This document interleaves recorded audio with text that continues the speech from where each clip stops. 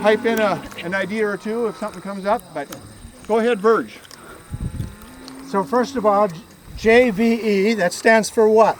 Jake. Jake Vanessen was my grandfather. And all those that are here, my generation, it was their grandfather too.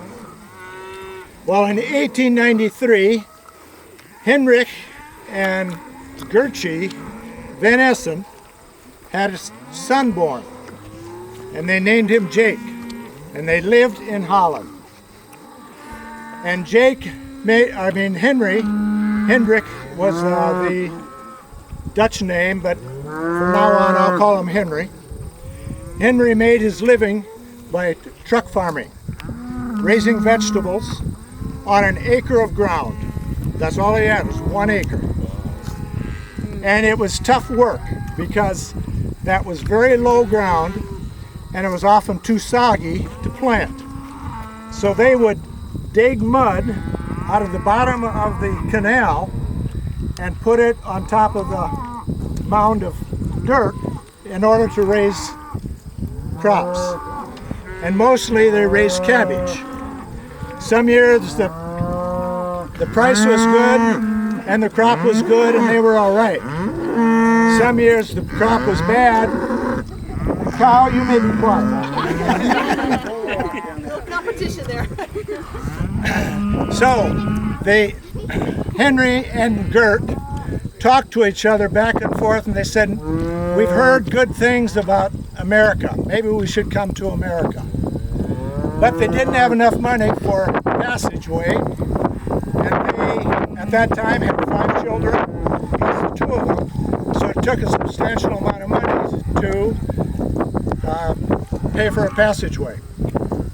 Well, things continued with vegetable raising, but Henry was also the choir director in the church. The elders came to him one day and they said, "We will pay you 10 cents a night if you'll direct a choir this year. Then your wife, you can hire a babysitter, and your wife can come to the choir and sing with you." Henry said, "That sounds like a good deal. I agree to that." The elders took it to the full elder board, and they turned it down. There were 5 and 5. 5 said it's good, 5 said it's wouldn't. So they came back to him and said, "Henry, we can't pay you that." So they came back about 2 weeks later, and they offered him $1 for 3 months of choir directing. That was 30 cents less than 10 cents a night. Henry said, "That's not right. We're going to go to America." So the reason you are living in America today is because of that 30 cents that those elders would give that choir director. And that's the truth. That was the straw that kicked him over into America. Well, they came to America in 1904, and they first landed in Orange City. After being in Orange City for some time, they moved to a little town called Middleburg. And he made his living by hiring out just as a day laborer. When someone needed some more pitched, he would be pitching it. If someone needed corn picked by hand, he would be out there doing it. And Jake, by that time, was 11 or 12 years old, and he was hired out. He was paid $5 for a month's work, plus room and board. And you know what he did with that $5? He sent it home to Mom and Dad because they needed it to put food on the table. So initially, it was really rough times for Henry and Gert and the family. After some years, they developed and saved up some money, and they moved to Leota. There's a farm between Leota and Chandler that they ended up buying. Approximately the same time that took place, Jake and Clara bought this farm, 1925. And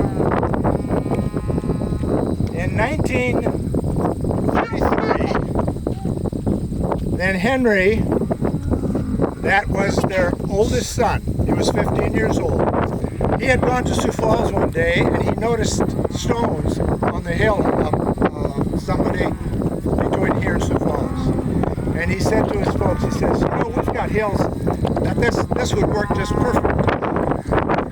So he started planning and figured out as soon as you drive straight out of Edgerton on that road, this hill is straight out from that road. And if you came down that road, you probably noticed.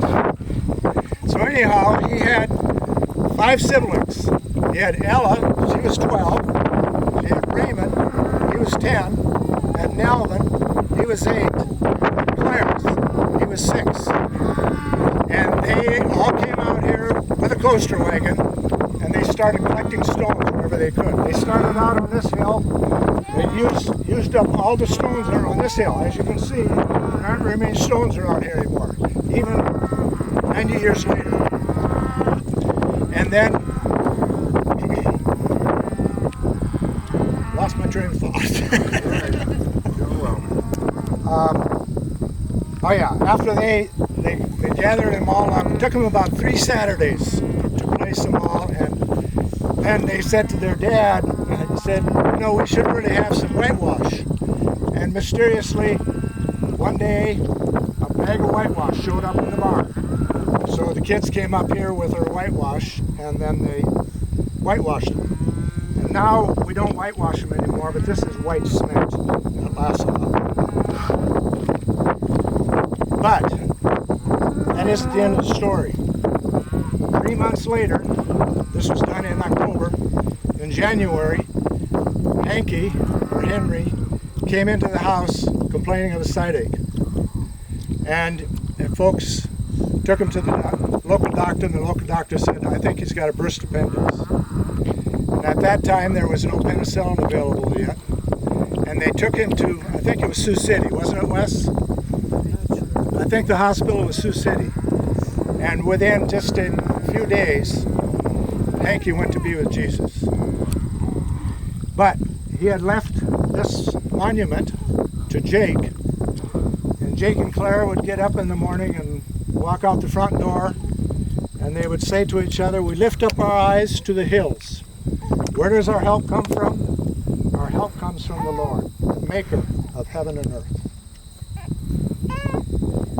But the bad times were not over yet. This is 1933. What took place during that farm in 1930s? Great Depression. Great Depression.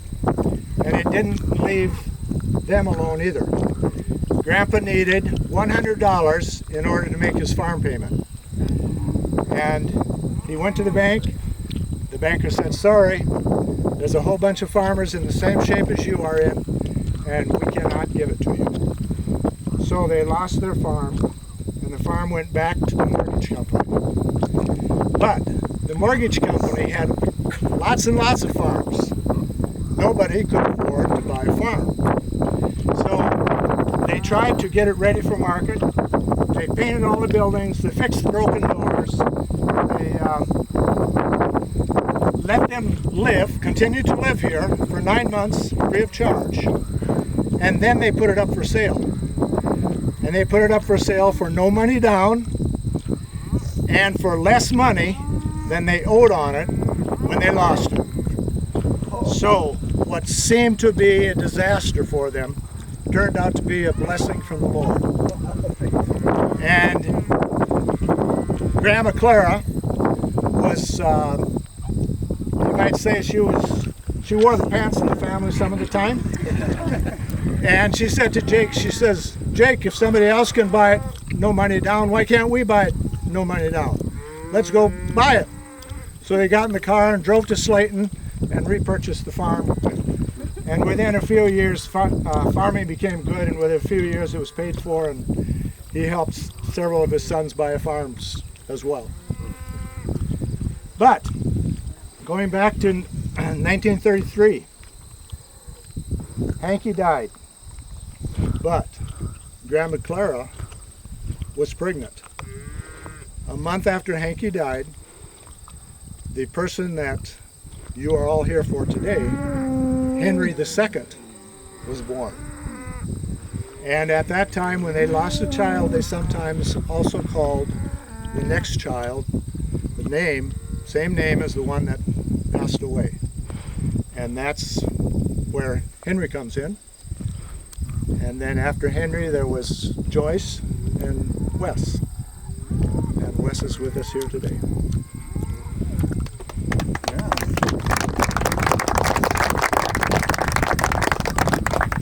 Any other thoughts, Uncle Wes,